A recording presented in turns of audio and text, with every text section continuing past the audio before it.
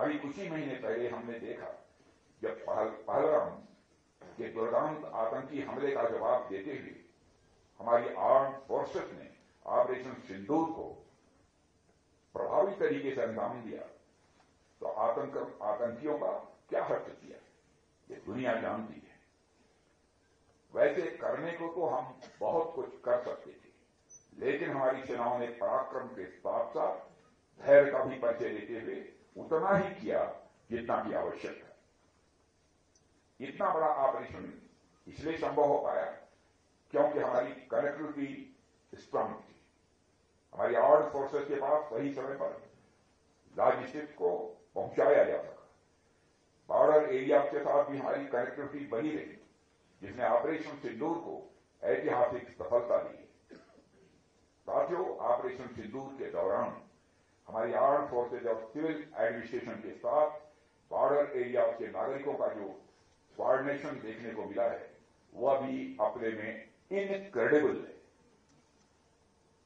मैं लद्दाख के साथ साथ बॉर्डर एरिया के हर नागरिक को हमारी आर्म्ड फोर्सेज का सहयोग देने के लिए आभार प्रकट करता हूं।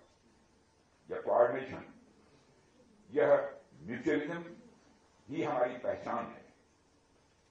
हमारा आपसी जुड़ाव ही हमें दुनिया में सबसे अलग पहचान दिलाता है। साथियों, न केवल सिक्योरिटी, न केवल इंफ्रास्ट्रक्चर डेवलपमेंट, बल्कि इकोनॉमिक प्रॉस्पेरिटी के संबंध में भी हमारी कनेक्टिविटी और कम्युनिकेशन का एक बहुत ही महत्वपूर्ण योगदान रहा है।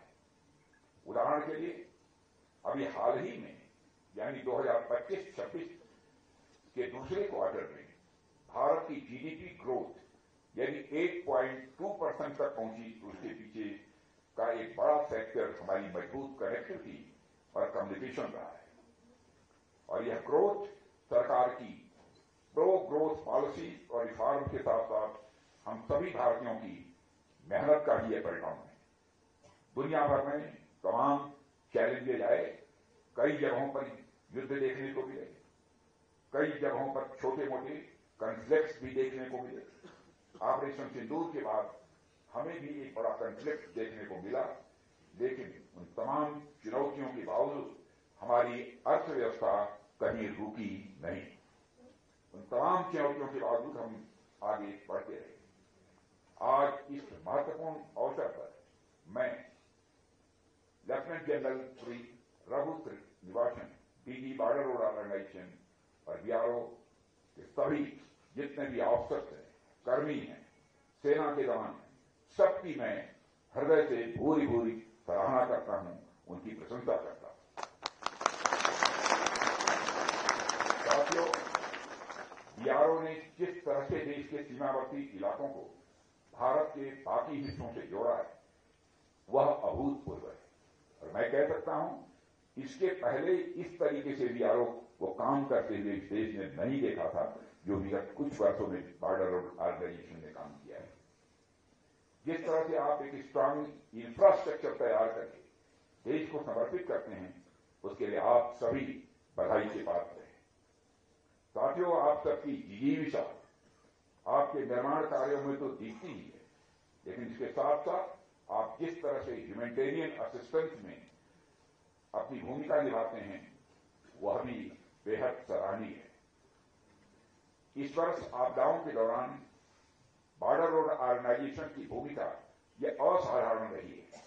चाहे वह माना में हुआ हिमस्खलन हो, चाहे 72 घंटे के अथक प्रयास के बाद 46 मजदूरों को बचाया गया, या उत्तरी सिक्किम में 1600 से अधिक फंसे हुए पर्यटकों की निकासी का मामला हो, बॉर्डर रोड ऑर्गेनाइजेशन के बचाव दलों ने साहस के साथ प्रतिक्रिया दी। साथियों, तवाघाट और धराली में बड़े पैमाने पर भूस्खलन के कारण कई दिनों तक आवाजाही बाधित रहने के बाद भी संपर्क बहाल करने के लिए आपने दिन रात काम किया है। मैं उसकी हृदय से भूरी भूरी प्रशंसा करता हूं।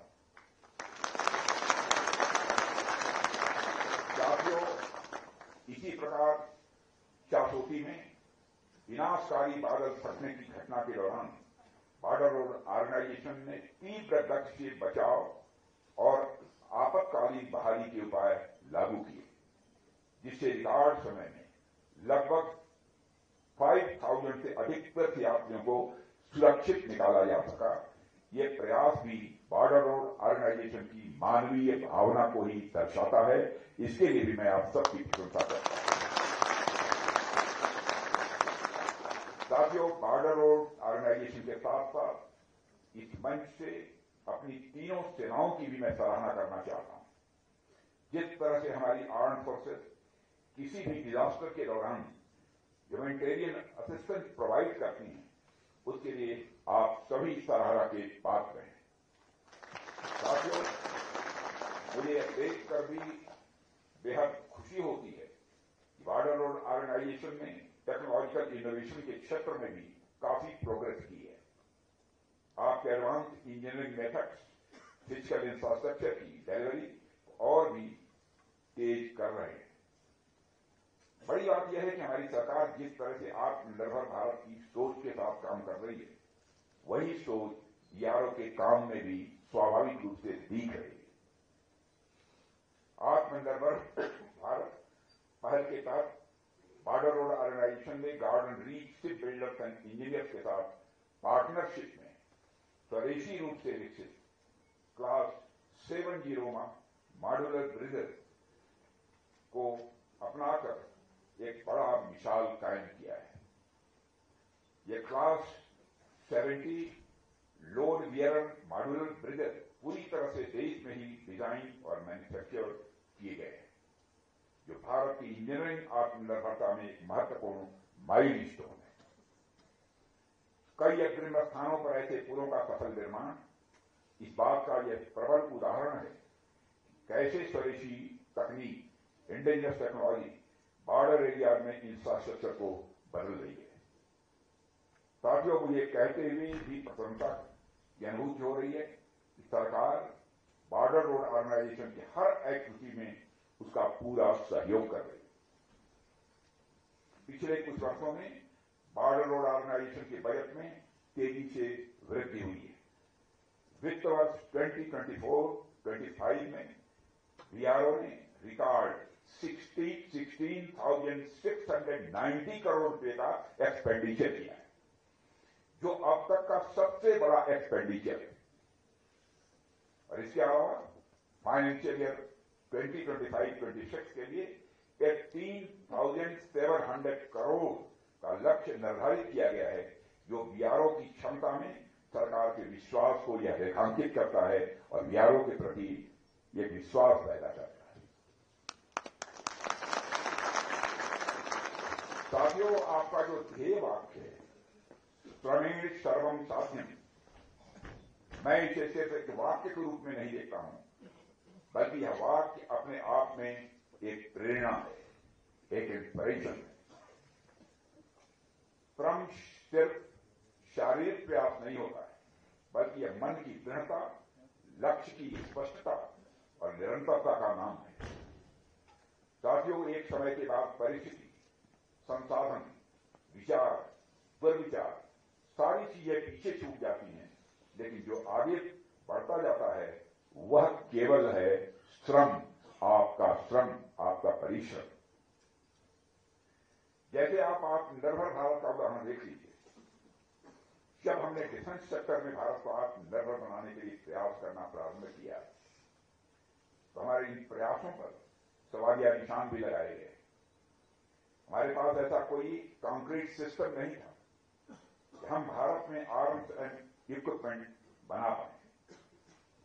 लेकिन हमारे प्रधानमंत्री मोदी जी के मार्गदर्शन में हमने डिफेंस सेक्टर में इंपोर्ट बेस्ड कंट्री थे, लेकिन हमने मेहनत जारी रखी प्रधानमंत्री जी के नेतृत्व में, और पिछले 10 वर्षों में हमने जो मेहनत की उसका परिणाम आज हमें मिल रहा है। हमारा डोमेस्टिक डिफेंस प्रोडक्शन जो 2014 में जहां लगभग केवल 46,000 करोड़ रुपये था, वह आज बढ़कर 1.50 लाख करोड़ से अधिक तक पहुंच गया है। इसके अलावा डिफेंस एक्सपोर्ट जो 10 वर्ष पहले अप्रॉक्सीमेटली 1,000 करोड़ रुपए हुआ करता था, आज वह अप्रॉक्सीमेटली 25,000 करोड़ रुपए तक पहुंच गया। यह तो सिर्फ एक उदाहरण मैंने आप सबके सामने रखा है।